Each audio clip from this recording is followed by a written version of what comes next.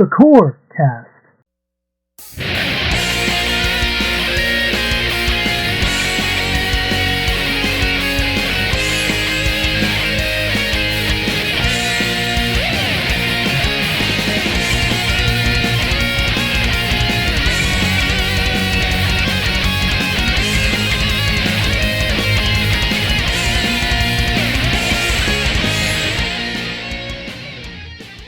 Welcome to Shoot the Corecast, the official companion podcast to the ARF Generation Shmup Club. This is a family-friendly shmup-themed podcast that's delayed almost as much as a strictly limited release. I'm Addicted, also known as Addicted to Shmups, and with me as always is... MetalFRO, also known as Game Boy Guru. And if you'd like to connect with the podcast, you can do so in a number of ways. Follow us on X at ShootCoreCast, or you can follow me directly at Game Boy Guru. Look for us on Blue Sky as well. You can find the links to those and all of our feeds and everything on our Linktree page. That's linktr.ee/shootthecorecast. Also, there at the Linktree page, you'll find a link to our Discord server. We would definitely encourage you to join us there so you can play alongside us with the monthly games, discuss shmups and gaming in general, and talk about the latest episodes and so forth, post your favorite memes, etc. Also, please subscribe, like, rate, review, follow, etc. of the podcast on your favorite platform. And, of course, follow me on Twitch as I do stream the Shmup Club Game of the Month multiple times throughout each month. That is twitch.tv/Guru Game Boy. All right, let's get right into it here. I'm sure that everyone forgot to play Rolling Gunner. Now, I barely had a chance to play it myself, but I have to say, during the time that I was playing, I still really like this game. It has its bugs and quirks for sure, but the freedom of movement that this game gives you is unprecedented versus a lot of the other shmups I've played. The biggest issue that I'm running into right now is the hitbox. I keep focusing so much on the ship itself, I keep forgetting about the smaller hitbox. And with all the different colors and flashing lights going on the screen, it's like trying to focus on a single point while a toddler's throwing out a jar of glitter. It's, in other words, it's really difficult to do. So the color of the hitbox, I know you can change, but it really hasn't helped too much on there. I don't know. And I'm not saying I need hitboxes the size of Odomedius, but something has to give there. Right. So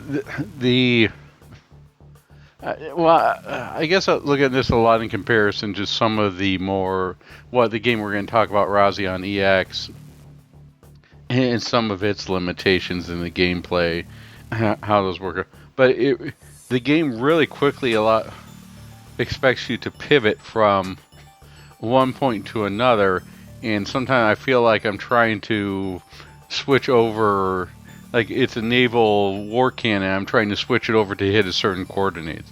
It's taking too long. So I don't know if I just need to down a couple of Red Bulls or something, and maybe I can get faster with that, or what. But when you switch over to the overpowered mode and you get the twin stick, then everything seems to move a lot faster. It's really hard to do that lock-in in original mode. And it may just come down to me completely memorizing all the enemy placements to make that easier. But I just feel like it shouldn't have to be that way. I don't know, maybe it's also the fact that I was spoiled on dealing with the overpowered mode first and then try the original mode. Yeah, I think you're right, though. I mean, I've watched some runs of the game because I was struggling with casual mode, and when I was watching some replays, I noticed that some of these runs, it feels like when the player that I'm watching has the gunner pointed a certain direction, then swiftly turns the ship a little bit and repositions the gunner so that it is locked in for the next group of enemies. it seems like with some of these replays, they're just on point. And for me, I always feel like I have to reposition 2 or 3 times in some instances in order to get the angle right. So yeah, I understand what you're talking about there. And it's a little bit harder to get positioned correctly or what you want to do. And so I think there is definitely that element to the memorization in the game of knowing where the enemy groups are going to be and then anticipating what direction you're going to need to have the gunner set up for so that you can take out those enemies. I would almost be willing to bet money that the developers pretty much planned it that way. Yeah. It does feel like if you don't know where the enemies are coming from, you're wildly swinging around the gunner. Like it almost feels like somebody mashing all the buttons in the fighting game who doesn't know what they're doing, or somebody who, the movie trope where 2 guys run at each other and all of a sudden they just start slapping at each other. It sort of feels like that, trying to knock down the enemies. Yeah, I mean, it reminds me of the kind of traditional shmup tactic that I'm sure we both did as a kid when you'd go and play some arcade shooter and, you had no familiarity with the game. You basically drop your quarter in, hit the 1 player button, and then you just sort of sweep back and forth at the bottom of the screen, shooting, hoping to hit stuff.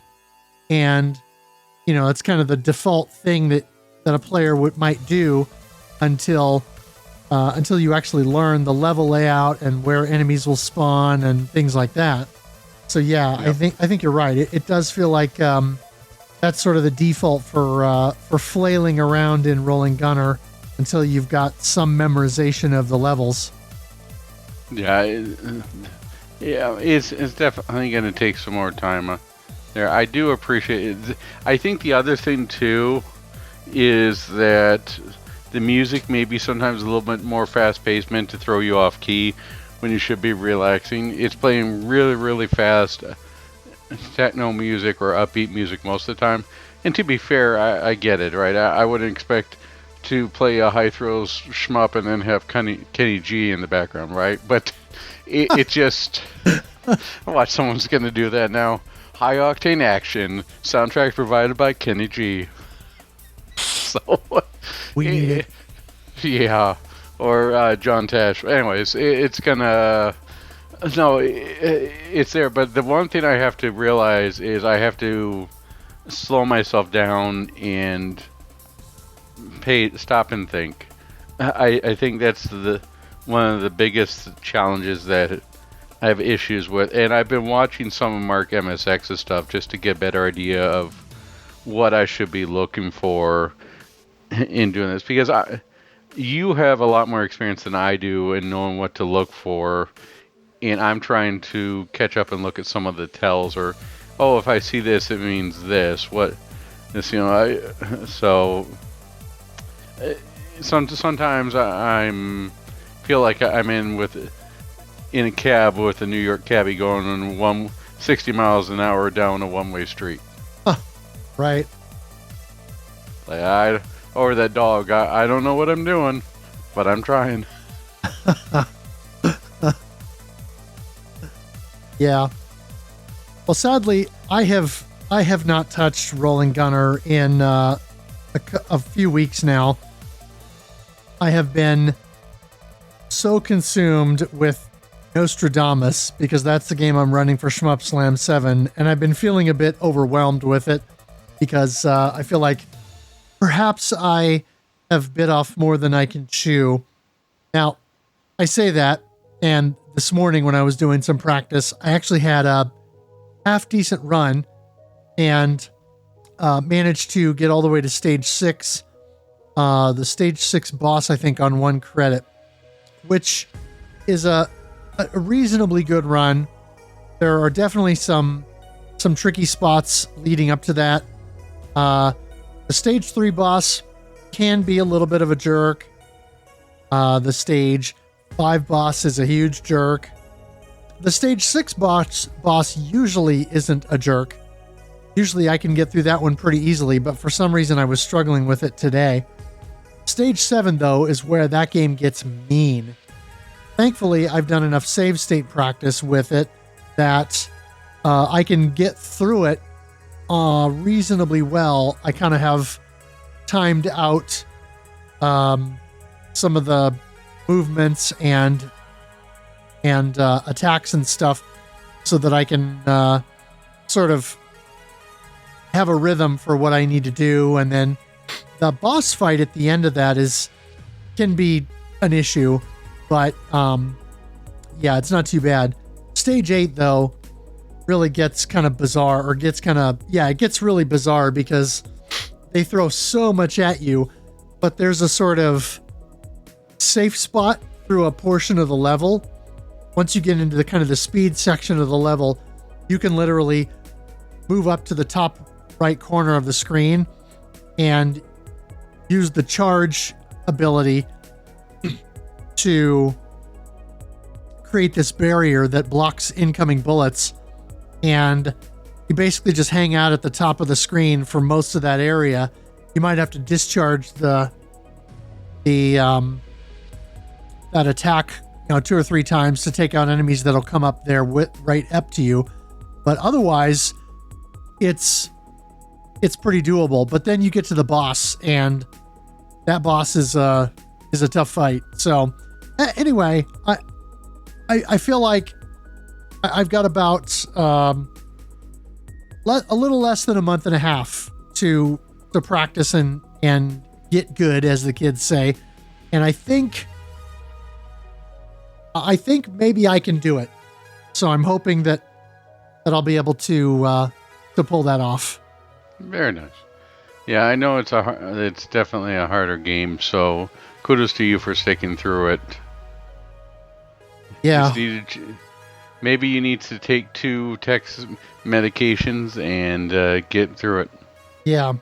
Well, I'm hopeful that if I can have a good showing at Shmup Slam 7, even if I can't 1cc, if I could, 2cc or something like that, if I lose too many lives toward the end of the game, then at least I can throw another quarter at it and finish the demonstration for folks so they can kind of see through the rest of the game.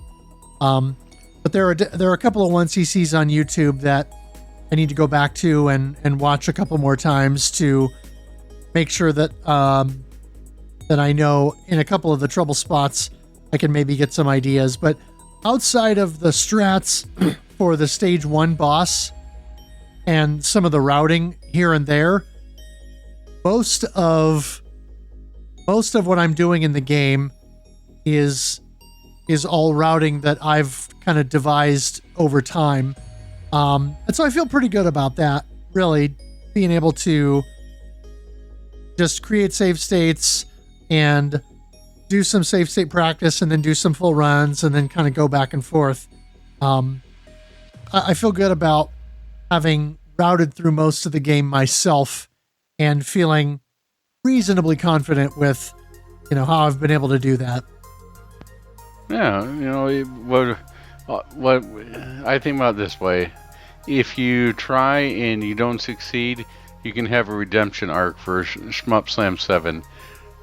It will film a video of you on the steps of maybe hitting some meat like Rocky, and then following up the steps. You can say Adrian at the top. Gonna fly now. Yeah, I have the tiger. We'll play that in the background to motivate you. There you go. So now you're gonna have to play that if you ever stream yourself doing a practice run. There you go. Up. Yeah. Searching for glory. Yep. All right. Well, good to hear. Hopefully there is a good prediction of a 1cc in your future. I know I went there. Sorry, everybody. Prediction? Pain. Since you said Rocky. Or you could also say to This "you are already dead." You Oh, were expecting a 1cc, but it's me, Dio. No. wow. All right. Well, before we completely go off the rails here, let's move on to the shmup news that everyone needs to hear. Orchid Glitter is a forthcoming pixel art vertical Danmaku from Tamazuha. The Steam page is up for wishlisting, mentions a late 2000s style eliminating bullets with a charge attack and scoring higher by taking dangerous actions. You know, if you're going to call it Orchid Glitter, if the enemies don't explode into glitter when you destroy them, no sale. I will say that the graphical style of the game definitely has that bright, colorful, cheery look to it. So I would imagine that's an element. Yeah. What was it? Was it Space Moth DX, the one that burned colors into your retinas? Yeah. Yeah, that's a good shout. P47-2MD has shipped for the Japanese market, and the Retrobit release is expected to ship this summer. Not to hold anything against Retrobit, they're doing a good job with these re-releases, but it shipped for the Japanese market. I might, since I already ordered the darn thing from Retrobit, might check and see if I can find, a Japanese digital copy on somewhere so I can try this out before the end of summer. Right. I'd rather play this sooner. Yeah, I get what you're saying. Taito held a survey to ask players if they would like to buy re-releases of every Space Invaders title. Wait, no. If they would buy re-releases of Taito Arcade Memories titles for the Egret Mini 2. The survey is now closed, but hopefully we'll see some positive outcomes. Yeah, this would be so weird. Could you buy this already, or did it require cartridges? I can't remember. No, I want to say the expansions for the Egret 2 Mini have all been SD cards. Okay. I was sort of thinking, how weird would it be to go back to someone and say, in the future, these Coleco arcade titles will connect out using wireless signals so that they can be updated for your mini arcade cabinet. Right. Probably thought you were crazy. Another Pico 8 shooter is out, titled V Impact from Buster Ermy. You can play it for free in the browser, or pay $5 to download it from itch.io on your platform of choice. Very nice. Speaking of Space Invaders, here we go.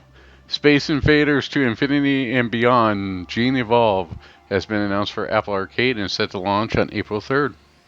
There's a lot of stuff that's going to Apple Arcade. They recently did another title that was exclusive to Apple Arcade for a bit. I'm trying to think. I can't remember what it was. I don't think it was a shmup, but they've been pulling in the stops for certain things.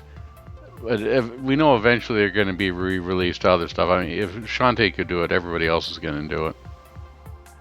Yeah, I mean, there was some grumbling in the shmup community about Infinity Gene going to Apple Arcade and not elsewhere. But if this it'll just take time. Yeah, I mean, if this is how Taito thinks they're gonna make their money on it, then I guess that's how they're gonna do it.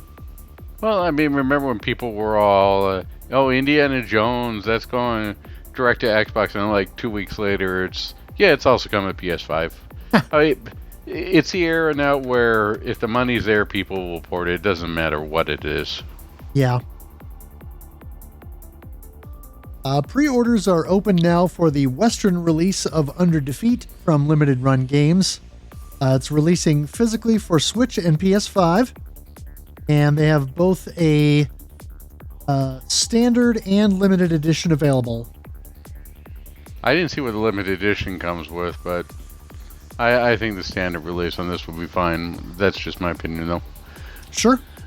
Plum is releasing another Raiden-themed model, this time for the Raiden Mark II. It appears the kit will come both the red and blue color panels, so you can swap each out, so you get player 1 or player 2. You know what I like to do? Maybe you can take get this and set it all up, then you just take a tube of Aqua Fresh at the bottom of it, you take the cap off, and boom, instant toothpaste laser. That's not where I thought you were going with that. I love it. Castle of Shikigami 3 is out now on Steam. Yeah, Shake Your Money Maker.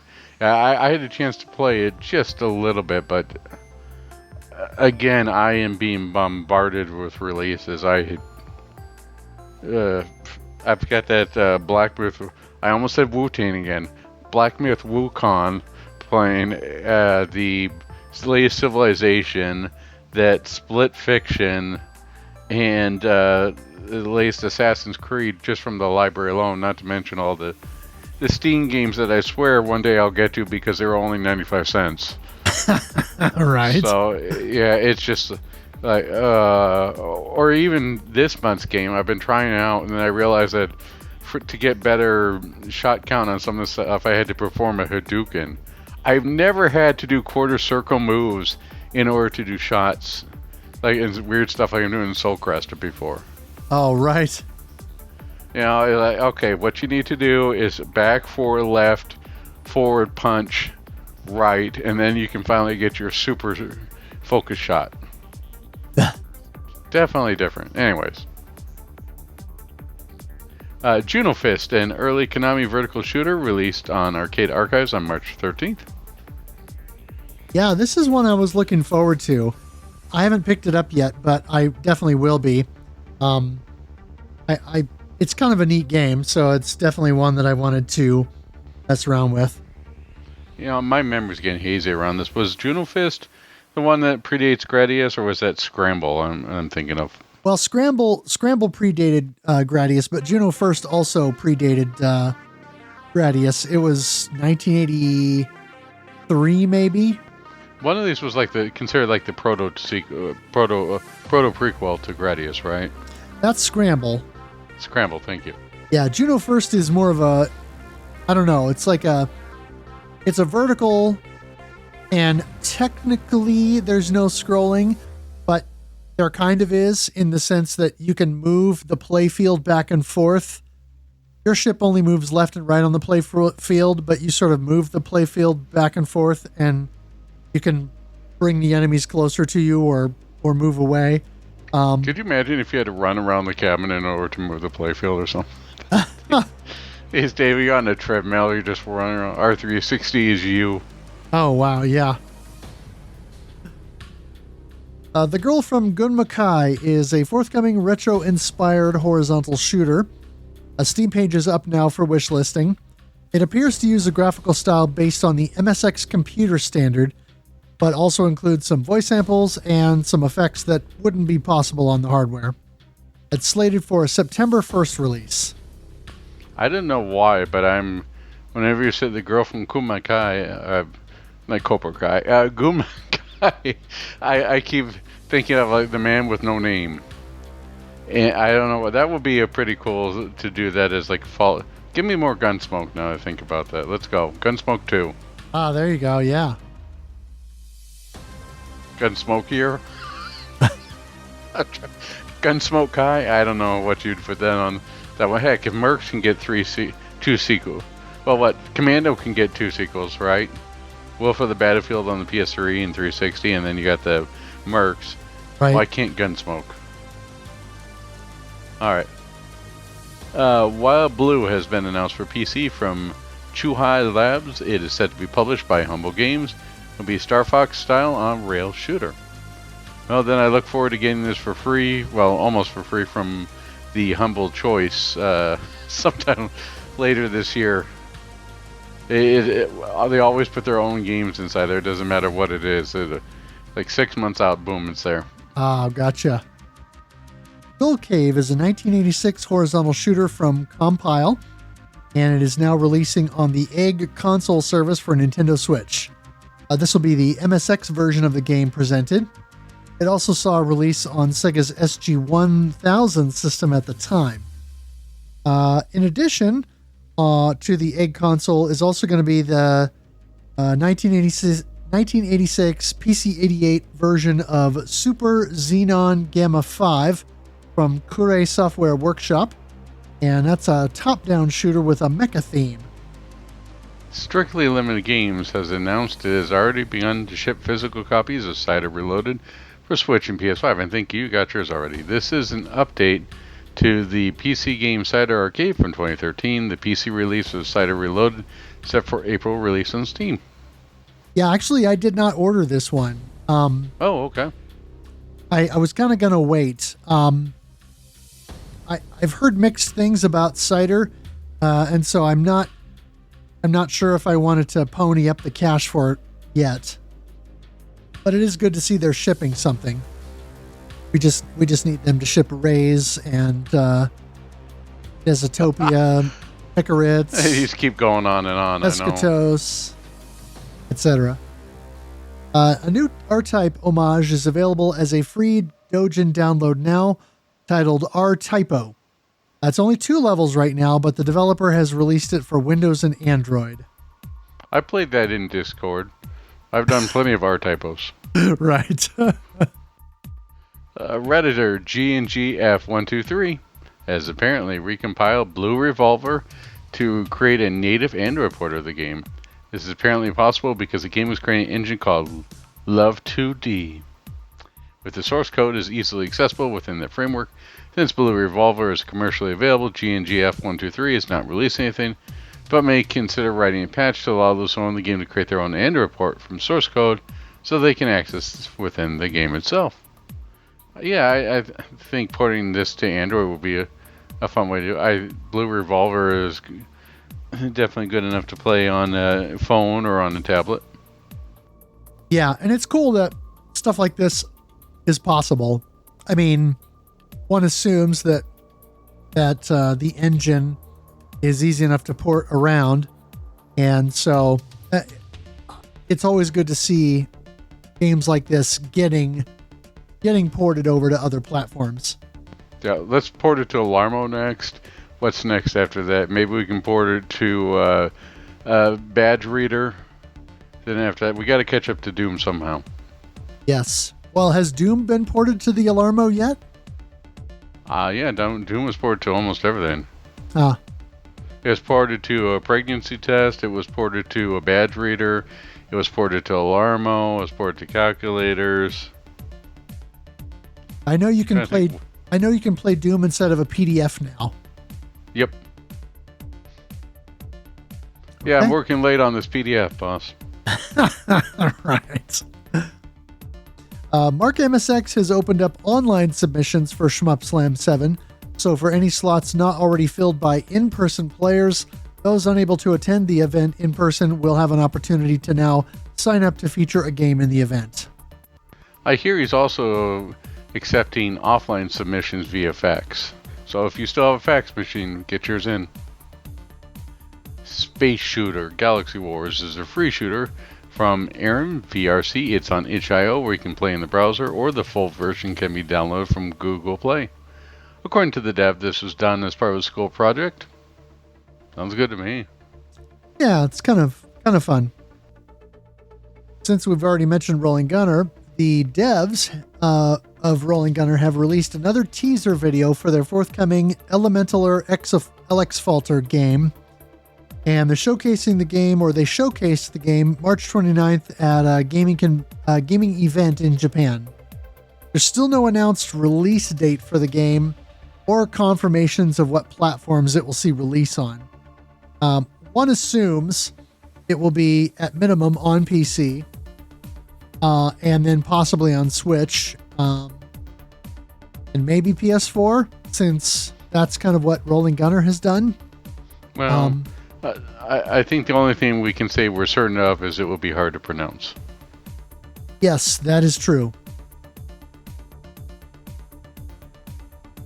Irem Collection Volume 3 is set for a July 10th release. Pre-orders are up for Japanese physical versions for the PS4, PS5, and Switch. This collection will include multiple versions of Mr. Heli, as well as Magical Guard, Gun Hoki, and both Japanese and Western versions of Dragon Breed. Very nice. Yeah, Dragon Breed is a cool game. So, Indeed. One to look forward to. Chain Damage Games is a new studio from Shmup community member Fruit Bat Salad and his wife. They're working on a new shmup called Prismidia, Spirit of the Rift. Steam page is up for wishlisting, though no release has yet been announced. Early video and screenshots show some Mushihime-sama inspiration. Hey, after you say fruit bad salad, you're supposed to say yummy, yummy. Okay. That's how the Wiggles taught us how to say it. Oh, okay. Fruit bat salad, yummy, yummy. Alright, there's like 2 people who will get that one on there, and one of them will be the developer of Operation Steel. Alright, RYZY NIL from SV Games Public is upcoming vertical shooter with a Ray 4 style lock-on system. A page is up on Steam now with an available demo, though no current release date is known. That's one thing that I've liked is the new focus on, hey, check this game out on Steam that they've been running through for highlighting lives. There's a lot of good stuff that came out of there. There was a demo, and I can't remember what the heck the game was for, but it was a horizontal run, sort of like run and gun, that was really, really good. I asked Mark to take a look at the demo, and he was impressed by it. But it was almost like a Saturn, like early or mid to late Saturn anime type shooter. It felt very wacky, like Waku Waku 7. Oh. Yeah, definitely something to keep an eye on. I'm sure I'll come up with the name here. Yeah, I actually downloaded this demo and messed around with it for a few minutes. It takes a little bit to wrap your head around, but one of the cool things is you can actually, by default, use the lock-on in rapid mode. But what took me a little bit to get was that it's 3 buttons. It's 1 button to shoot your main weapon, 1 button to lock on, and then another button to fire the laser that your lock on has. And so literally I'm sitting there holding all 3 buttons down on the joystick so that I can fire my main gun, lock on, and then be ready with the laser, basically, so that as soon as I've locked on, it's shooting lasers. That's probably not how you're supposed to play it, but just kind of messing around and getting into the mechanics and figuring it out. That's what I was doing. I would say it's promising. Miklus One has released Vexterios on Vexterios STG on itch.io, and the current build is free to download and play. It is a traditional vertical shooter.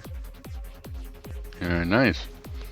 Barden has released Windows and Android versions of Biometal on itch.io as name your own price titles. You can play for free in the browser.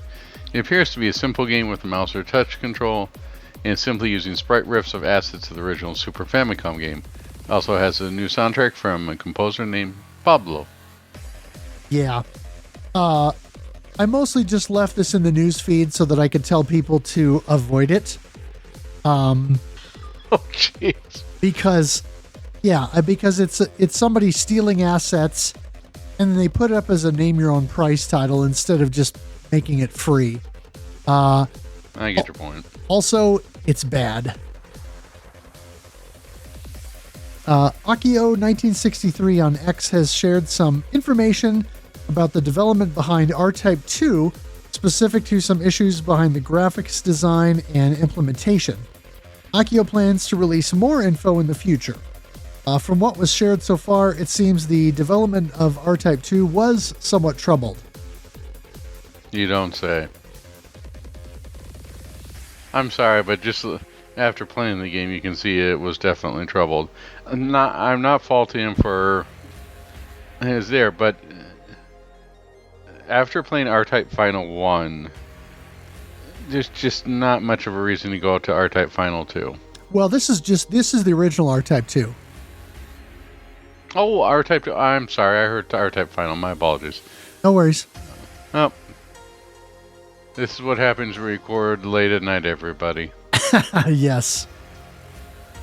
Limited Run Games is doing a physical release of Batsugun Saturn Tribute Boosted for the Saturn Sorry, for the Switch and PS4, with pre-orders opening April 1st. Yeah, at first I thought, is this the April Fool's joke? Yeah. No, from what I heard, the port is pretty good, but it's still just a emulator running in Saturn-ROM. Yeah.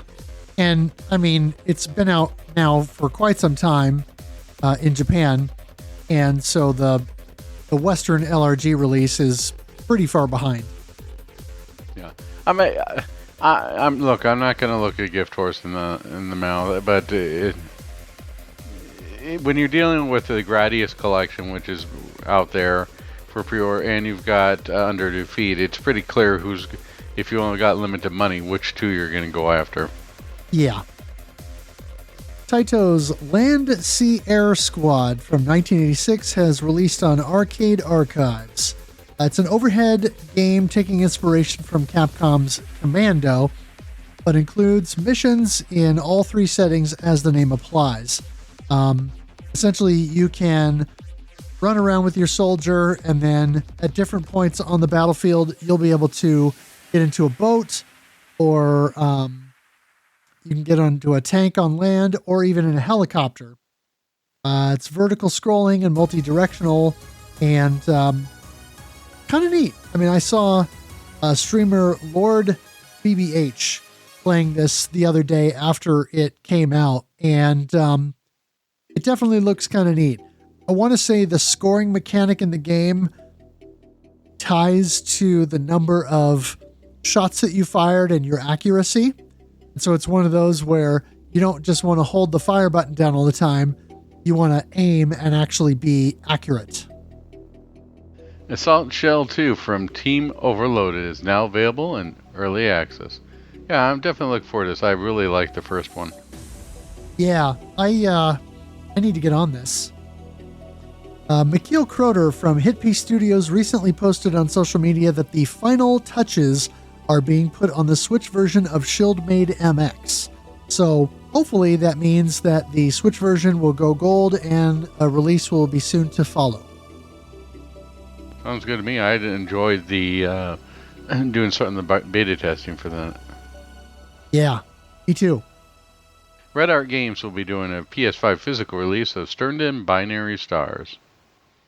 Yeah, I think PMP is also doing something for that as well. That may be a little easier to pick that up there. Oh, okay. PMP is the people who have a lot of the limited run stuff. They're from Canada. They were doing reprints for a long time ago. They did helped with the Xenoblade for the Wii that was done a couple years back. They also did the reprint for SMT Nocturne that was done. Basically anything that goes up in value, they'll do a reprint for. Oh, interesting. One of the big ones that people might remember, at least in recent memory, was the Gravity Rush was originally Amazon exclusive, and they did a reprint of that. Oh, nice. For the PS4. So, yeah, pretty much anything. They've been doing this for years and years and years. I remember something Summon, I forget what it was, but it's still expensive. Summon Night 2, I think, for the GBA that was done. And then, heck, if they've been doing this for the PS2, that tells you they've been around for a while. And I'm certain that they probably did stuff before then. Oh, cool. But they're known as VGP. They're out from Canada. Oh, yes. And a lot of I'm sorry? Yeah, I'm familiar with them. Okay. Yeah. So a lot of the stuff that you normally would see that is quote unquote limited ends up coming back through them. Okay, cool. Mystic Blaze is a forthcoming vertical shooter from Preamble Bamp. It has a 16-bit Danmaku look to it, sort of like a darker, busier version of Demonizer. A Steam page is up now, and it is set for a Q3 2025 release. Demonizer, the only game that I cannot play. About 4 versions of it, and I cannot play it. Really? Yeah, because I had a bug that the game would crash every time I had it, corrupted the save file. And the stupid thing is the Steam Cloud backed up the save file. So every time I try and goes, look, you got to save. Here, try this. Crash. Oh, yes. It may have been fixed now, but it was after a while. I was just like, forget it for now. I'll wait for the physical release, which maybe I should have kept playing the digital one. Yeah. There's new footage of Pixel's upcoming shooter Bounty Sisters, and we finally get a good look at the game. The 32-bit Saturn PlayStation look to the graphics has a cute-em-up style to them. Hailstorm Ace, an indie game from 2022, was reprogrammed and updated recently and is set to be made free to play on April 8th, courtesy of Comics Blade. Come again? Yeah. I know nothing about this game. It was just kind of something that I stumbled across. Gotcha. Sorry, I just wanted to quickly add it back in. The game that I was talking about on Steam that I sent over to Mark MSX was Nitro Express. Oh, okay. So definitely take a look at that. It's definitely not a shmup, generally speaking, but I would consider it shmup adjacent. Anyway, there's okay. Did you say Hailstorm Ace? Yep. Okay. Yuzo Koshiro announced on social media that the sound production for Eartheon is finished and the development of the Mega Drive version of the game is near completion. The other ports versions are progressing. The release will be announced at PAX East 2025. Is PAX East the fall one? Or is that PAX West? I think it's PAX West. Yeah, I think you're right. You know, we should send our man on the scene. Well, Bill. Huh. Right. Actually, let me look and see. Oh, okay. That's May 11th. May 8th through May 11th. So, I mean, we Time should to know. Get our intrepid man on the scene reporter, Wild Bill 52. Let's get him going. We should know here within the next month or so. Yeah. Isn't it crazy? I think that we're already almost into the summer. Ugh, man. Yeah, it's crazy. And before you know it, you'll be going, I can't believe the Switch 2 finally came out in November. Sultan Pixel Video Games announced what is apparently a second physical run of the Game Boy Color game Annihilator, available for pre-order. This is a top-down arena shooter similar to Smash TV or Total Carnage. That's sort of how I feel like I should be doing with the Rolling Gunner. Give me something where I've got like two controllers. I'm using two D-pads. There, let me... Or what's that from the Angry Video Game Nerd where he saws a controller in half to make the Gyromite controller? Oh, yeah. Yeah, give me one of those here where I'm using two... And I realize that a controller has it, but I still think that would be a heck of a lot of fun. Is to plug in an option where you plug in a second controller and you use one analog stick from one analog stick from the other. Sure. Battle Air Force from Suzuki Plan is out now on Steam. Because this is based on Game Boy Advance hardware, there's also talk of a physical GBA version of the game at some point, similar to how there was a limited release of the game's predecessor, Battle Marine, that was made available for the Game Gear. I definitely like products like this that are actually made physical. The Game Boy seems to get a heck of a lot more than the Game Gear, but still, it's very nice to see aftermarket stuff like this come out still. For sure. Space Shooter Triusora is out now on Steam from Deadfly Games. It combines an early fixed screen shooter approach with some updated mechanics and weapons, as well as several ships to unlock.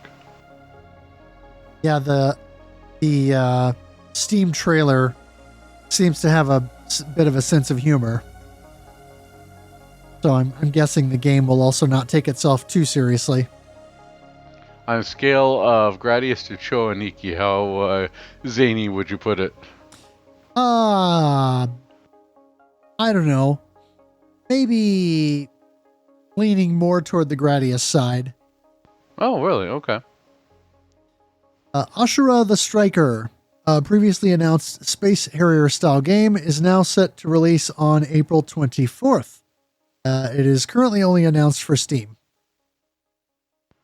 There are a lot more games in the style of Space here than I would have ever thought there would be.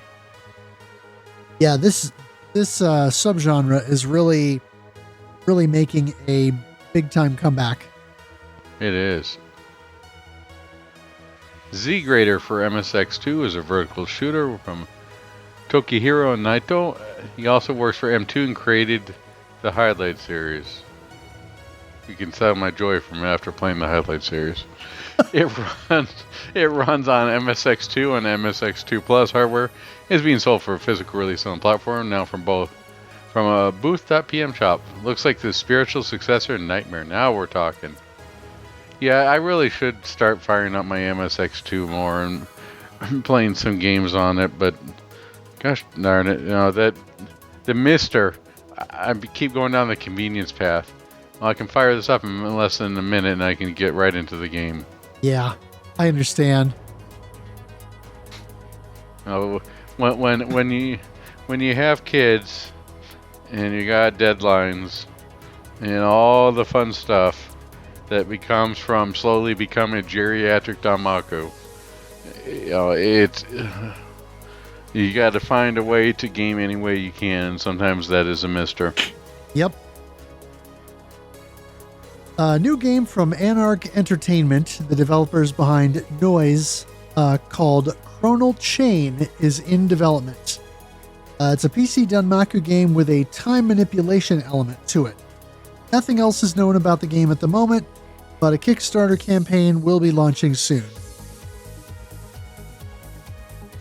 Diddy's cartridge is releasing from the Evercade with some of their arcade classics, which include both Vapor Trail and Wolfane. Pre-orders are open now.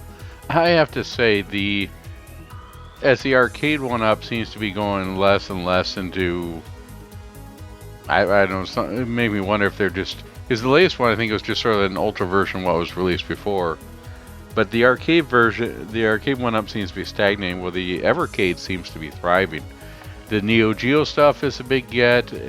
Of course, the other shmups that come with there, and the Wolfane, a portable Wolfane, sign me up.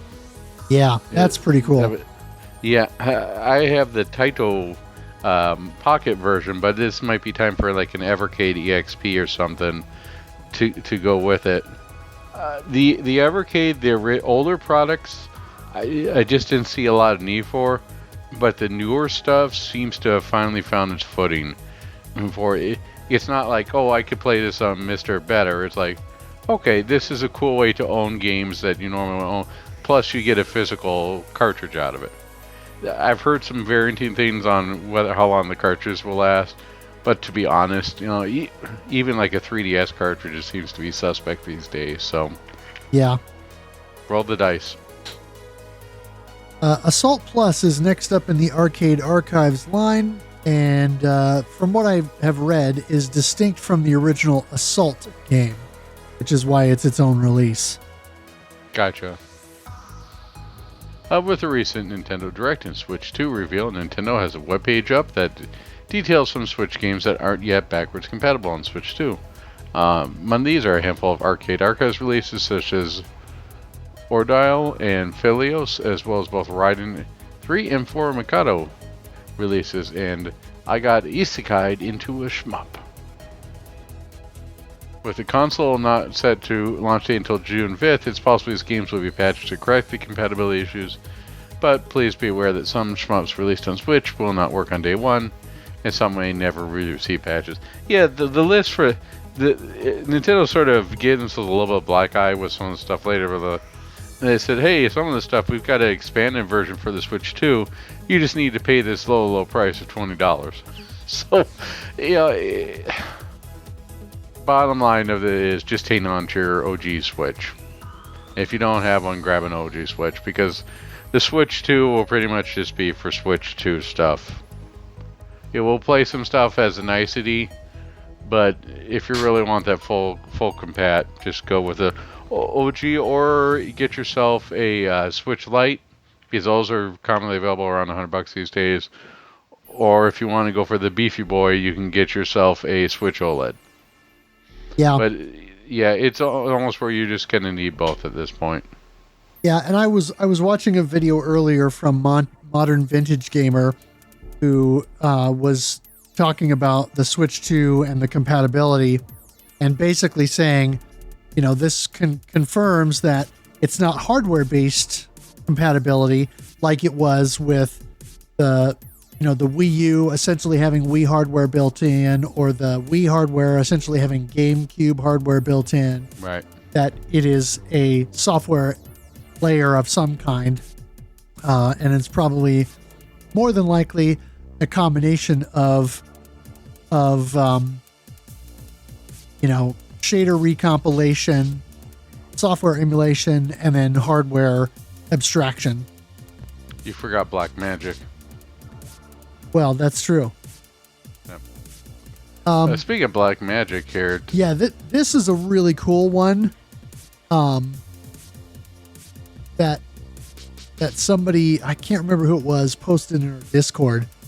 But Tiger Heli is getting official release on the Atari 7800. The port is being handled by an outfit called Play On, and it's going to be sold and distributed by Atari themselves. It's officially licensed from Toaplan, or the Tatsujin company as well, from what I understand.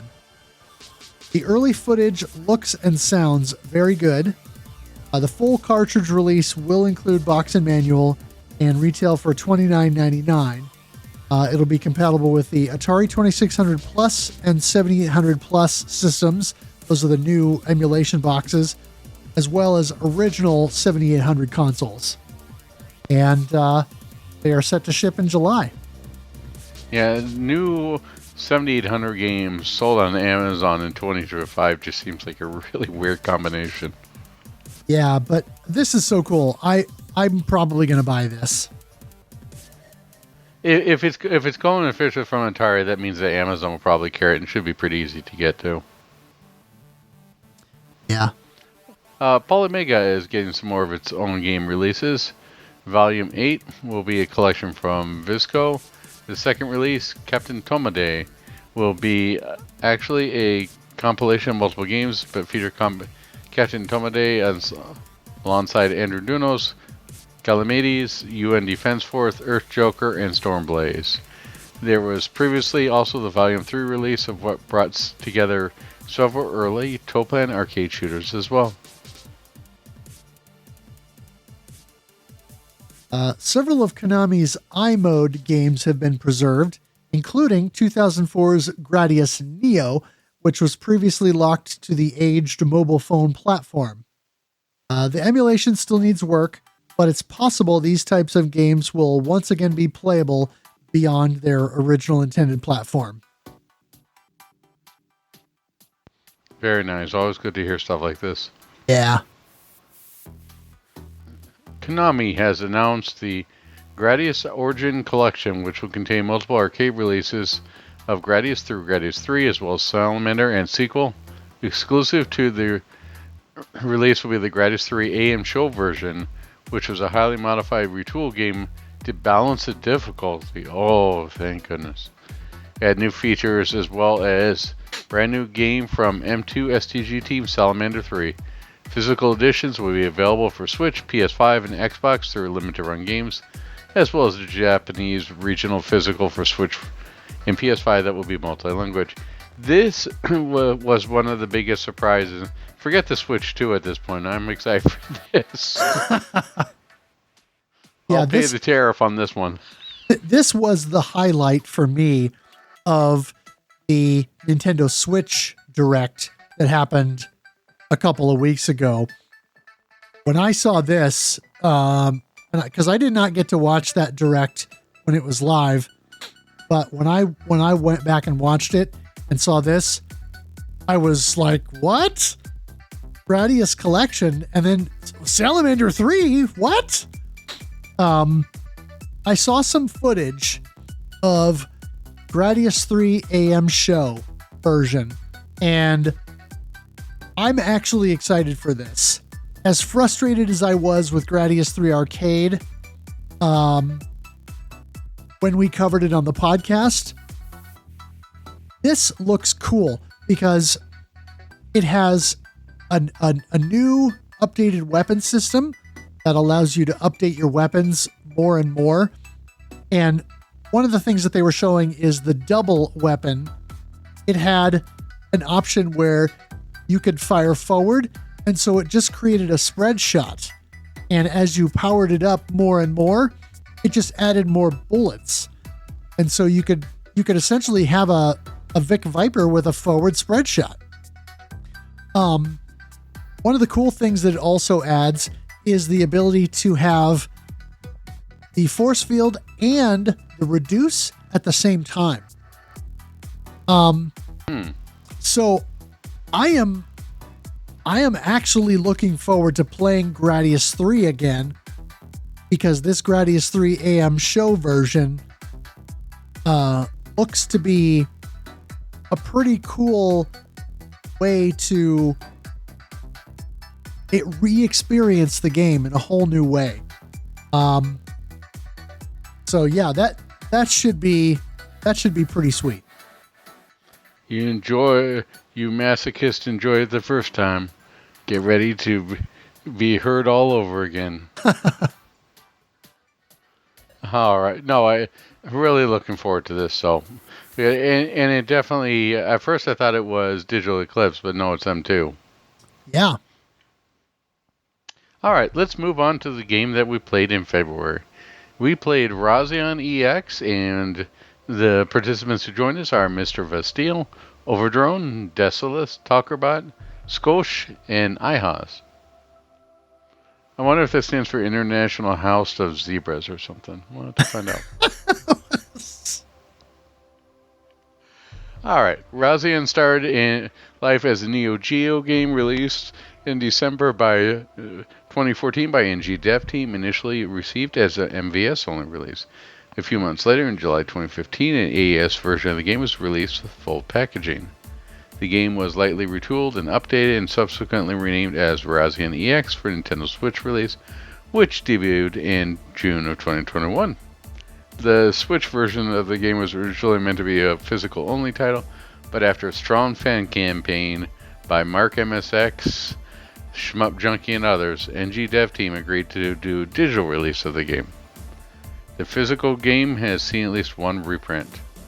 Yeah, I think that this is probably, no, I take that back. Probably Gunlord X was, Gunlord was probably the most reprinted game.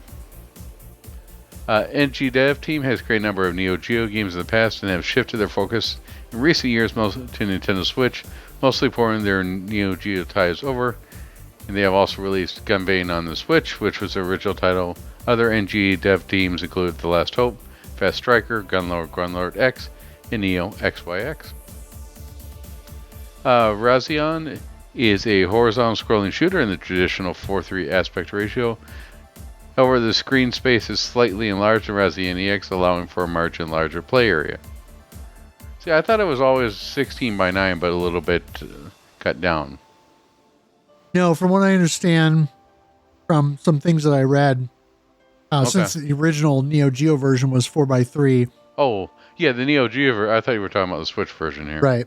The Switch version is 16 by 9, but cut down a little bit. Right. The play field is less than 16 by 9, but slightly larger than 4:3. Well, we'll insert a banana for scale later. One unique feature, this game that features no scenery collision. Yeah, it's sort of fun. The first time you're like, oops, and you're like, really? I cannot die? So, sort of fun. You can touch or shift to the ground, the ceiling, or platforms, or other obstacles within stages. The only death you experience from seeing a collision is if you're caught between something and the screen scrolls too far. Touching an enemy is instant death, however. As enemies are destroyed, they drop gold cubes. These can be collected for score, and they also serve to fill your beam meter at the bottom of the screen. Cubes will disappear after a short time if they are not obtained. This is a 3-button game. One button is your fire, your primary and secondary weapon, and it's auto fire. One button is for focus, which also fires your primary and secondary weapons, but slows your ship's movements and lights up an indicator in ship displaying its hitbox. And one button fires your beam weapon. This creates a large blast that's taller than your ship and quickly travels across the screen. This is where I have to get into a minor gripe of mine. When you press the focus and the rapid, every other game will give you the focus shot. This game gives you the rapid shot. It's backwards. Oh, interesting. And I was like, why am I having trouble? Like, something seems off. Then I saw the mark MSX. We were like, that's what it is. So that was one of the small things that they need to fix. And I'll get to the other one in a second here. The beam serves multiple purposes. It will clear enemy fire in its path. It will damage enemies. It will take out crabs with massive damage. Oh, it will freeze gold cubes and turn them green so they stay on screen longer. Also keep in mind that the beam meter will refill slowly over time, but refuse much faster as you collect cubes. Yep. Always be cubing. Once there are enough cubes on the screen at any given time, the cubes will multiply and each cube becomes 2 cubes. If a cube is allowed to scroll off screen while being collected, all cubes on screen will disappear as your cube chain will be dropped. Feels weird saying the word cube chain, but alright. Razion EX has 6 stages in total. The first 5 are traditional stages that end in a boss fight. Stage 6 is more of a midpoint between the traditional stage and a boss rush, where you start the stage with a new mini-boss, each having a few short waves of enemies, and Zub Rush. Not Zub Rush, Popcorn Rush. And several earlier mini-bosses in between, but beefed up with denser bullet patterns prior to fighting the final boss. The game doesn't exactly have a story to speak of, but the game's ending does mention the Dark Zeds. Move, Zig. Destroy the Dark Zeds. But there's no exposition of the story during the game at all. That's okay. The 3 pilots are Himiko, who is 24 and is 170 centimeters tall. She pilots the blue ship. Hiroko, who is 20 and is 160 centimeters tall. She pilots the red ship. Hanako, who is 18 and is 162 centimeters tall. She pilots the green ship. I almost feel like you want to say collect them all at the end of this one here. Collect them all. Red, blue, green. Anyways. Yeah, I think the only reason why it switches between this stuff is just for the difficulty levels, right? I think green is medium, blue is easy, and red is hard or maniac, right? Am I getting that right? It's the next thing in the outline. Shoot.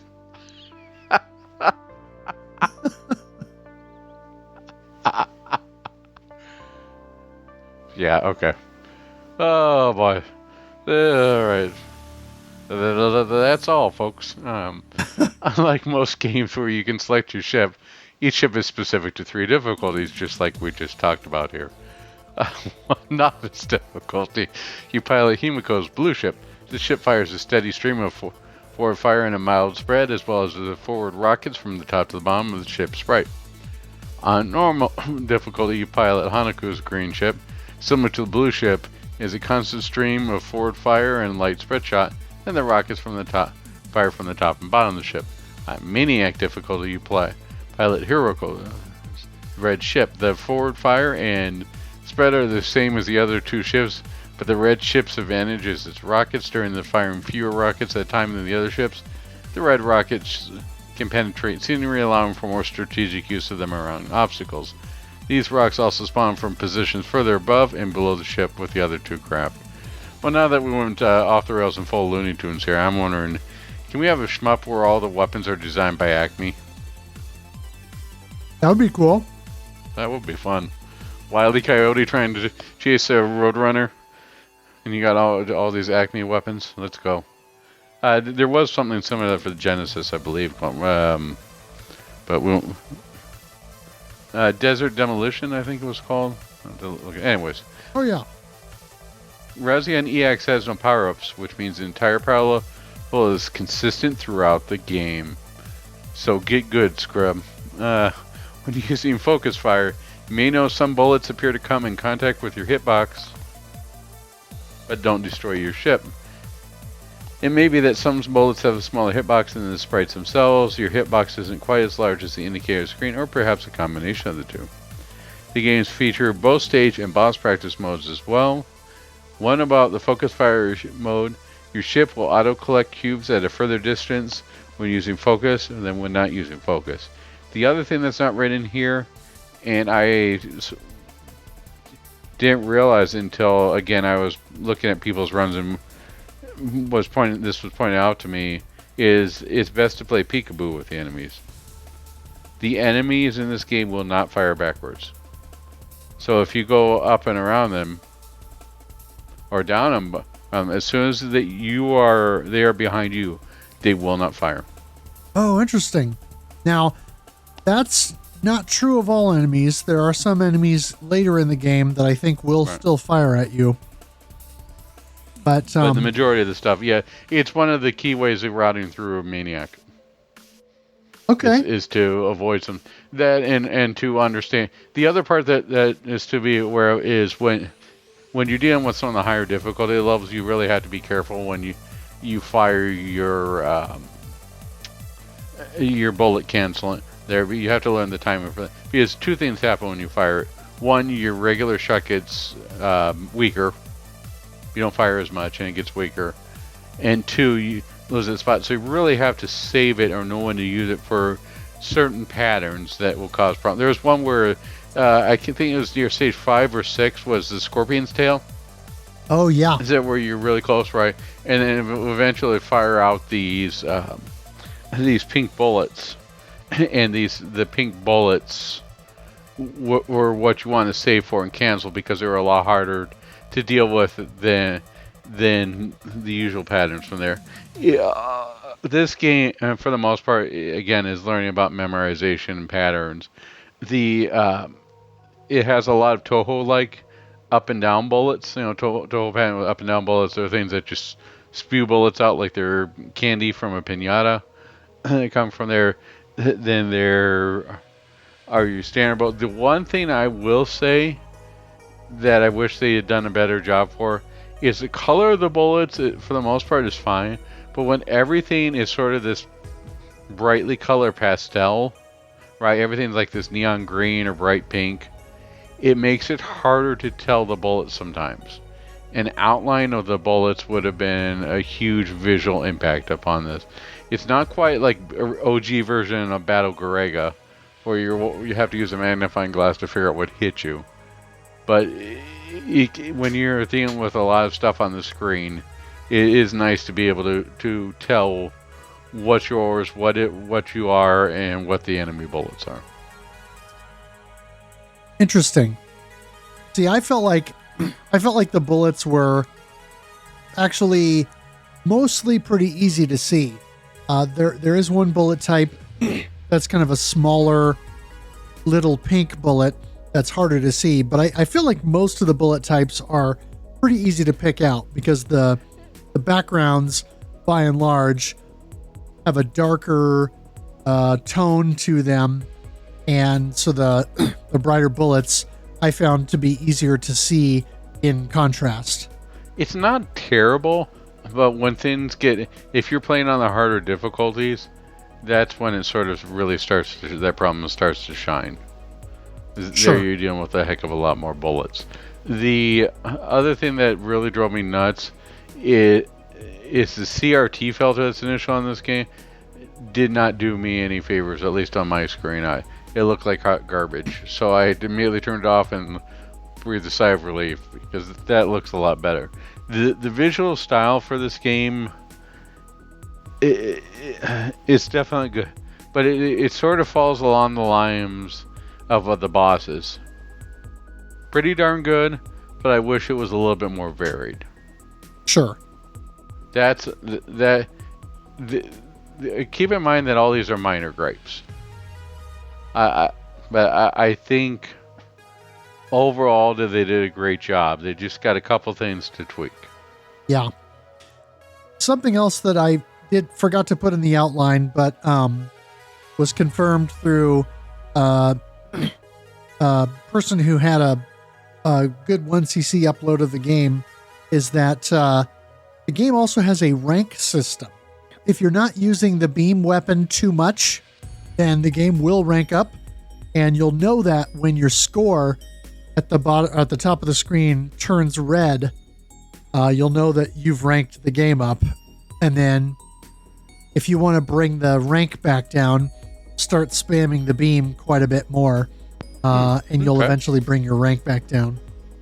The other part that I heard that was sort of interesting is I heard that Plasmo was involved in playtesting this. Yeah, Plasmo and Gegs, both of whom are Shmups Forum OGs. Since we're kind of talking about the visuals here, let's just touch on these graphics here for a little bit. Razion basically has a 90s inspired look, I would say. It's a lot of pre-rendered sprites. And it's aping Polestar, right? Yeah, I mean, it's got that vaguely 3D look to it that's sort of like Polestar, Prehistoric Isle 2, and similar games. But I feel like it has a relatively clean look, despite as long as that you turn off that filter. Pre-render. Yeah, that's true. And I did the same thing. I played with the filter for a little bit, but then I turned it off pretty quickly because it didn't, like I said, it didn't do me any favors either. It is a very colorful game, I would say. And as I mentioned, it does have good contrast between most background and foreground elements. And so it's usually easy to tell what's a threat and what's not. There are a couple of spots where something will appear in the foreground on top of your ship.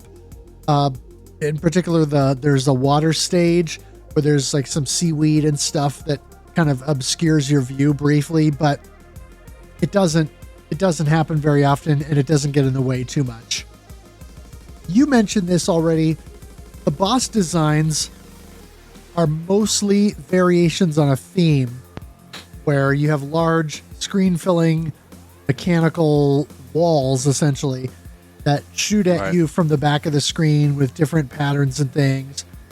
A big exception to that is the stage 3 boss that you mentioned with the scorpion tail. Yeah, I just thought about. I was like, yeah, I'm sort of getting a little bit down on this, but then I thought of Gradius, where stage 1, 2, and 3, it's all big core, but this time he's back with a hat or back with a pinata with a mustache. It's just. Okay, now I need a T-shirt with a picture of Big Viper or a big core with a mustache. With a mustache and a sombrero or something. Yeah, or a mustache and a monocle. Mariachi core. I need big core with a mustache and a monocle. There you go. I say, you're interrupting me and invading my territory. Sir, this is a Gradius. All right.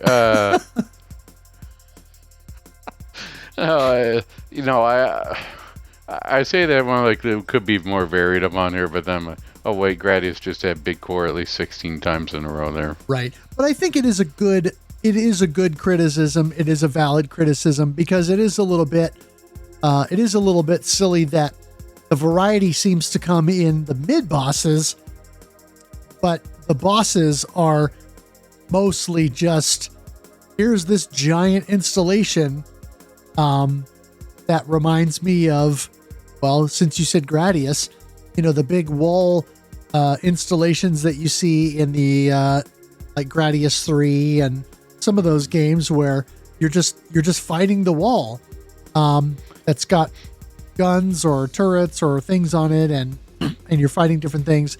And honestly, of these wall type bosses, funny enough, the most interesting ones are the stage 1 boss, in part because one of the phases has these missiles that it shoots out that you can destroy, or the final boss, which shoots out these orbs that then all shoot their own bullets, and you can destroy those to then keep the number of bullets on screen down. And so, yeah, I mean, I would say it's a valid criticism. Having said that, though, I do think they look good. Yeah, I would agree on that. I would have to say that we need more more bosses that skew in the style of Parodius and less in the style of Gradius. Yeah, that makes sense. Because Parodius gives you, it just goes, I don't care what here's a giant go-go dancer, let's go. And since we talked about the bullets, they do come in a few colors. It's a lot of pink bullets, some green, some orange and red, etc. As I said, my opinion is that most of the bullets are easy to see, but I mentioned those little tiny pink bullets that can be harder to pick out when the screen gets busy. And as you said, particularly on Maniac difficulty. I don't know why I heard that in the Trump voicer. We got a lot of bullets, some pink, some blue, lots of bullets. Some pink, some blue. They're beautiful bullets, let me tell you. Beautiful bullets, let me tell you. It's a terrible. I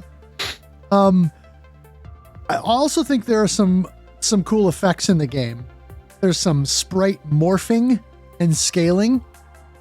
One of the bits in the game is one of the mid bosses is basically a Terminator without the skin. Yeah. And it's this giant robot that sort of comes up from the bottom of the screen and then turns your direction. And it's a really cool animation. Or that scorpion tail boss that you mentioned. It sort of morphs in on screen and forms up in this big robotic alien thing. And it's a really cool effect. But there's a few of those things throughout the game that are really, it makes it look like they're being rendered in real time with dynamic lighting, even though they're not.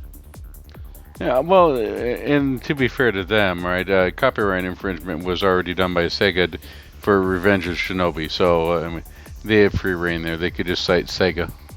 Yeah. This is Batman and Spider-Man, but not. Right. Oh, and Godzilla. I forgot Godzilla and the Terminator. How many copyright infringements did that original version have? Quite a few. Yeah. Yeah, I mean, overall, visually, once you turn the filter off, the game looks pretty well. The bullets, in my opinion, are hard to read a little bit. They would prefer an outline or something, so to make them a little bit more distinct. Just because a lot of the bullets are almost the same color as the background. They are. They struggle with it. Didn't they do Last Hope in GDev? Was that them? Yeah. Yeah, they struggle with this, and they change it to Last Hope pink bullets. They changed the bullets to pink to make them easily readable. So I expected that it would be that they wouldn't have this problem, but it sort of came back. It's not terrible. It's not like you're going to figure out what the heck they are. I mean, they're not ninja bullets, but it's still enough that sometimes they were. It's not the level of Ghostblade, right? Ghostblade definitely had a bigger problem than this, but it's something that should be tweaked to make it more easier to the player. I think that this would be more of an issue, again, if you're playing on higher difficulties, but also an issue for newer players. Because the way that this game is definitely difficult, but the way it's presented would also appeal to casual players. Yeah. Right? This isn't something that they're going, Damaku, I can't do that. Or it's like, oh, that looks pretty cool, let me try it. So I think it would help a little bit there. Especially since that I don't think this game has ever gone on sale. It sort of reminds me of my father-in-law has sort of a joke saying of, we gave you a break when you got the job, and it sort of feels like that here. It's like, yeah, we gave you a discount when we put it on the eShop for $20. You didn't have to buy the physical for $150, or the MVS for $700. Right. So it just little stuff that needs to be fixed, and honestly probably won't be, but that's all right. It takes a lot to make a perfect game, and this is not a perfect game, but it's a darn good one. Sure. So let's move on to the sound. The soundtrack Game was done by German composer Andre Neumann. Other games Andre did include the music for Ducks and Redux, Dark Matters.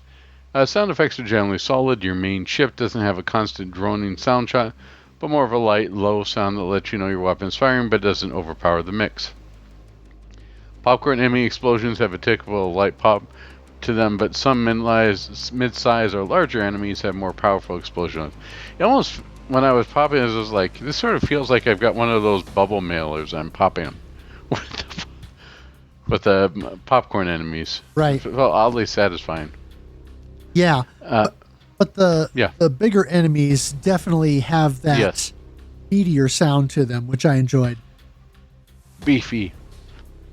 Yeah, see, some mid-sized enemies don't have an explosion at all, but have more of an odd tone as they disappear off screen. Yeah, it's hard to explain. Yeah. It's sort of this weird, almost like sound. Yeah, and I appreciate that, especially. I really do like Devil Blade Reboot, but at the same time, that sometimes goes a little bit too overboard with the sound effects there when you're exploding enemies. It doesn't quite go to Steel Vampire level, but still, sometimes just a little bit too much. Right. The Cube Collection noise has a highly impacted pitch noise to distinguish it from the sound of the game. The short tone plays each time your beam is recharged, so you know it's available to use again. Yeah, and that was a nice feature because instead of having to glance at the bottom left of the screen to see if your beam is recharged, I can just listen for that tone and then know that it's ready to go. As far as scoring, the main scoring in the game comes from collecting cubes. As you collect cubes, you continually increase a multiplier that displays underneath your score in the top left of the screen. The higher your multiplier, of course, the higher the value for each cube collected. This also appears to apply to enemy kill values as well. If you can maintain your cube chain throughout the stage, you can achieve a very high overall multiplier. You receive some points for canceling bullets with the beam, so maximizing the number canceled with each volley can have some effect, though it's far less than the points you get for collecting cubes. There's also a no beam bonus for completing a boss fight without using the beam weapon. This doesn't apply for every stage, however, as the Stage 3 boss appears to never give this bonus. Scoring is much higher in Maniac, also, than it is in Novice and Normal, so expect point totals in that mode to be vastly different. Alright, let's move on to impressions of the game. First thought, I'll handle the first two here. Our first thought comes from Mr. Vesteel. Just picked this game up and intend to do some practicing for the main event.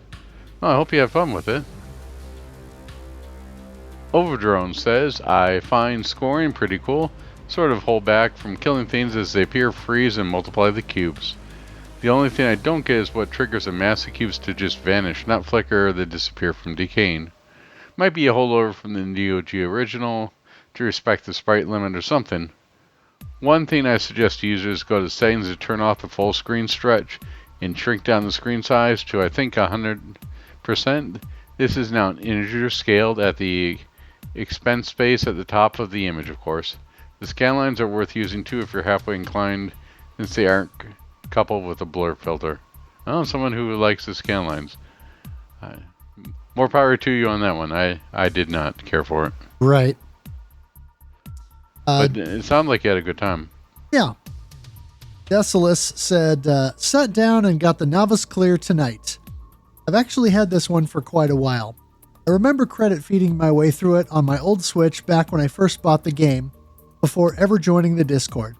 It's fun to see my growth over the last year reflected in this run. I really love the whole vibe this game puts off. It's like some bizarre mix of R-Type and Terminator. The music is great, and there's even some Donkey Kong-like aquatic ambiance feels that I'm getting that pop up in the mid-game. Yes, I know this sounds odd. Stage 3 or 4, maybe? I'll have to go back and look. Later on, normal clear gets. It gets quite wild with the last few ticks off the health bar. Had a couple runs that got right down to the wire, but I couldn't sustain and ran out of extends too quickly. Maniac is going to be something else.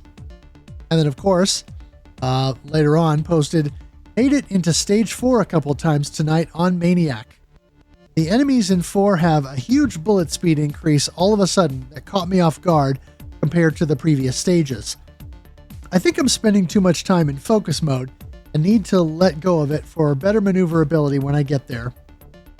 The ship's pickup magnetism for cubes increases in focus mode, so I use it to hang back and get the cubes from farther away while waiting for another charge. Talkerball says, we'll look into this one. Razion EX is on my list for a while, but I was never able to clear it. Great opportunity to give it another go. I just played a bit and wasn't sure if there's a difference between the shot types. It's certainly an interesting game, not quite sure how I feel about it. The best I could do on Novice was a 2cc.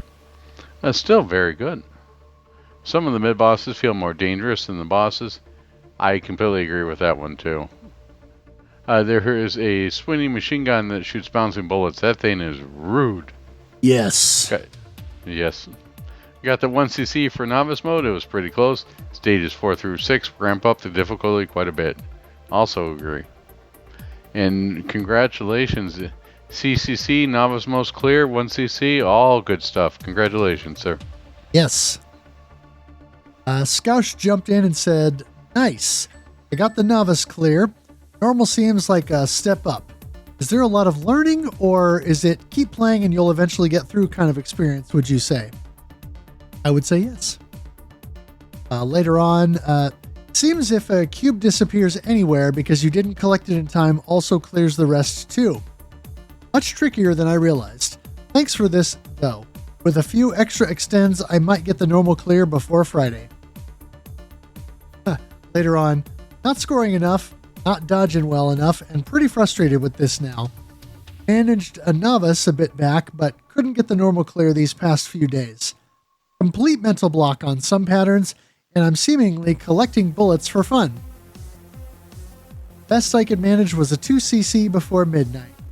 Guess I'm rolling over for this clear. And then, you know what? That's what we need for our for the Discord channel. We need the Pawn Star guys. Best I can do is a 2cc. Yes. Oh yes, we need to make that meme. And then, of course, once we got past February, Scoush was still playing and said, geez, 57 attempts later, I finally got the normal 1cc. To say I ground this one out is an understatement. It took me sheer force of will to get this. Not sure why I found it so hard. I think I underestimated the game, didn't practice enough, went for runs too soon, and then just kept banging my head against the wall. Anyway, feel more relief to get this done than anything else. Safe to say I'm not trying the Maniac mode anytime soon. For me, it was a bit of a weird game, really. Coming off playing a load of Batsugan, the pace was completely different, and I felt like you needed to really be quite methodical and tactical in your approach to scoring. I didn't memo the game really, but I ended up knowing most of it. I feel like that would have helped immensely with scoring and when to use your charge, etc. The combination of collecting medals on a timer, lots of tanky enemies, and bullets quite easily building up on screen meant I got myself into lots of tight spots. This, combined with a few finicky set pieces, the green raining bullets from the mid-boss on stage 3, I think, led me to more deaths than I could afford to lose, which led to quite a frustrating time for me. So the gameplay wasn't really my cup of tea, but I did like the graphical style, although the scantily clad pilots floating up the screen at the stage end was not my thing at all. And the music was pretty atmospheric. There's quite a lot you could get into this game, but it didn't really grab me enough to make me want to go back and delve deeper. To be fair to the game, I got pretty far early on and assumed I could brute force a clear. How very wrong I was. Found it similar to Super Zykes in that way. I thought it'd be pretty comfortable, but it was anything but. That's what I love about this genre, though. The games don't give a F about what you've cleared before. They'll beat you down if you don't show respect. Someone's ready for a shmup beatdown. All right. Well, IHAZ, or International House of Zebra, says, I'm going to pick this up tonight. I think I'm going to try it out on my flight. I've only done a couple of runs so far. I've pretty much used focus the whole way. I didn't notice a big difference between focus and regular. Yeah, there isn't too much of a difference on focus, really, not like you'd expect out of your regular Danmaku. But there definitely is a difference there. Yeah. So hopefully it was a good flight, and hopefully you got a chance to play some good games. Yep. Quickly touching on the high scores here. For novice mode, I had the highest score with 99,727,040 points, and Decimus came in second with 62,015,590. Decimus beat everybody up on normal with 132,181,770 points. I came in second with 106,664,960 points. And then Scoush came in third there with 90,011,920 points. And as I mentioned, the scoring on Maniac is way higher. And so I came in with 916,015,600 points. And then Decimus had a run there with 357,791,120 points. Yep, and stay tuned, because in just a little bit, Guru's going to announce the winning Powerball numbers. Yeah. So kind of rolling into final thoughts. I know that you and I had different takes on this game, so I'd be curious to kind of get your final thoughts. Okay, do you want to go first, or should I? Go ahead. Okay. This is the game that I was disappointed only because I overhyped it myself. It was a game that I was really excited for, and I let it sit there for so long without... I should have just bought the digital version, tried it out, but I let it sit there. I looked at the back of the box, and by the time I played it, the game couldn't have lived up to the hype in my head. So I was disappointed, but when I stopped down and looked for what it was, I was pretty happy with it. I think it's a good game. I think it's worth recommending to people. It definitely has a couple flaws. It's not going to be something that you're going to be playing a lot of over and over again, right? There is some incentive, but it's not like you're going to be playing Mushi or DDP or DOJ or all the... I'm throwing like a ton and a half acronyms on here. But it's not like a cave game where you're going to spend all this time routing, right? And figuring out all the intensities of the intricacies of the scoring system in order to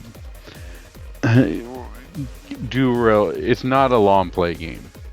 This is a game that you memorize, you find out where the enemy are, you have some fun, or you fire it up for load, you have some fun, and you're done. Right? It's not meant for long repeated plays, which is fine. This is also one of those games that if someone comes and says, "Hey, I like shmups. What game should I play?" This would be an easy recommendation because it doesn't have a huge barrier of entry. And you could say, "Well, Mushi doesn't have a large barrier of entry." Well, yeah, but at the same time, that's sort of like saying, "Well, yeah, golf doesn't have a large barrier of entry either." But golf is one of those things where you can go down a rabbit hole really quickly. And the same thing with Mushi and with everything else. So I think it's a good casual shmup. And something that if you want to get more out of, you definitely can by playing Maniac and learn some of the routes. But it's not going to have the level of depth that you get in a cave game. The one thing, again, that killed it for me is I got too sucked into the hype for the game. And it caused me to take a while to see the game for what it is. I think that one of the best examples, I think of when I last got sucked into hype was leading up to the Phantom Menace. I really liked the first 3 Star Wars films, 4, 5, and 6, and was really excited when they're sitting there making another Star Wars. Like, cool, this seems good. And then they got the trailer, was all excited, and then when the trailer didn't meet the expectations in my head, I got upset. Misa got upset, so and it took a while to realize, like, yeah, okay, so it's more Star Wars. It's not the greatest thing ever, but it's certainly not the worst thing. This was before I had seen the Star Wars Christmas special, by the way. But taking as what it is, it's pretty darn well polished.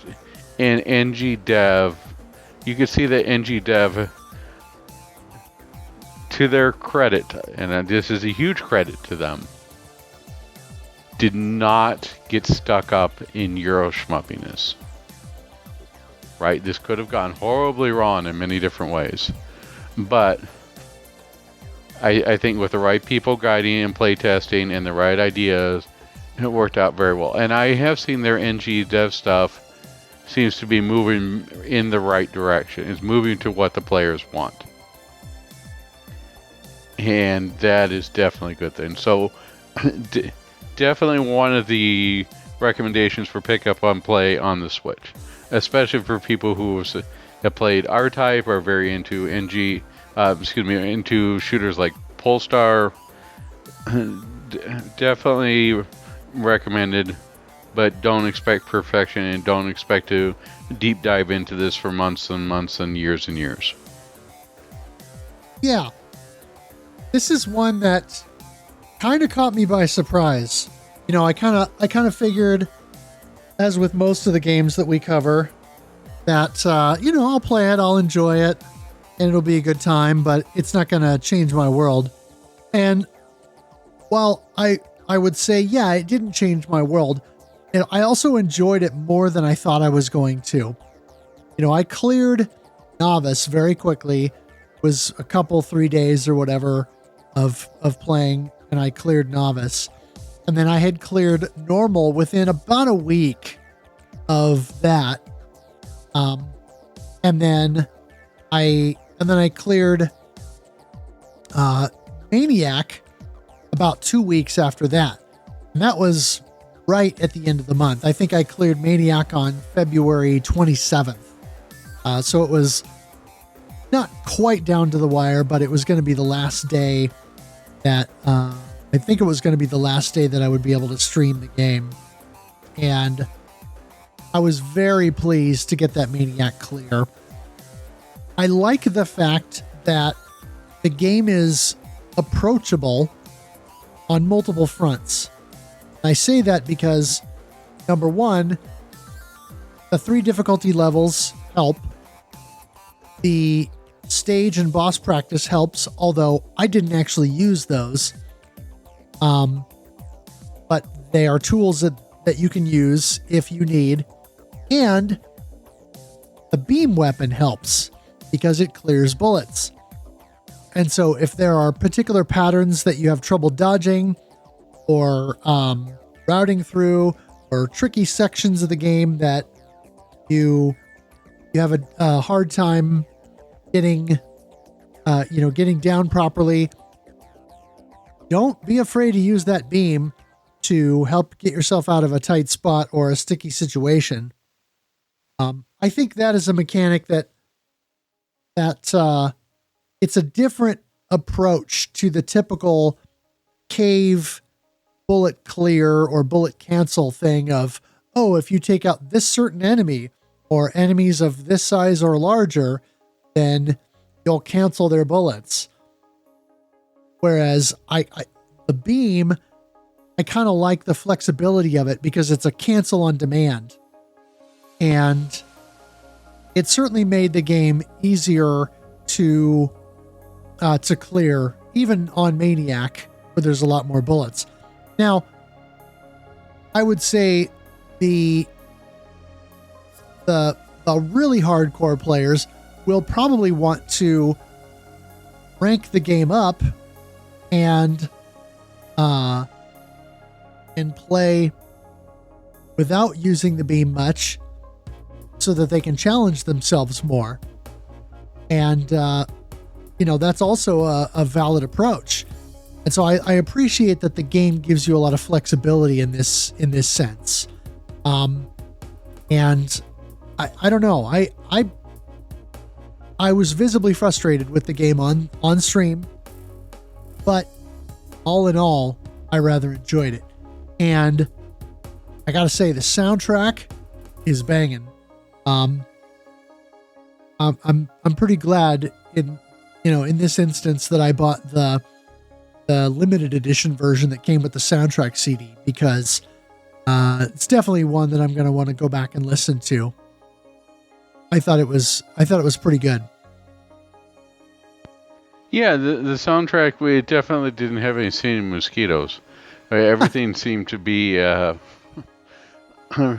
pretty well done. In fact, I might say that I might like the soundtrack for this better than I like the Rolling Gunner one. Because the Rolling Gunner, sometimes it feels like it's constantly trying to move you and cause you to make a mistake. And, well, if that's what it's doing, it did a pretty good job when I was playing last night. But it just... it feels like this game... Rolling Gunner is definitely Maniac, right? I mean, you got stuff flying at you from any... It is very, very fast-paced. This game is a much slower paced method, but at the same time, it doesn't feel like you're rowing your ship across the stars, right? It's not quite like Gradius slow. It's got definitely a good pace to it.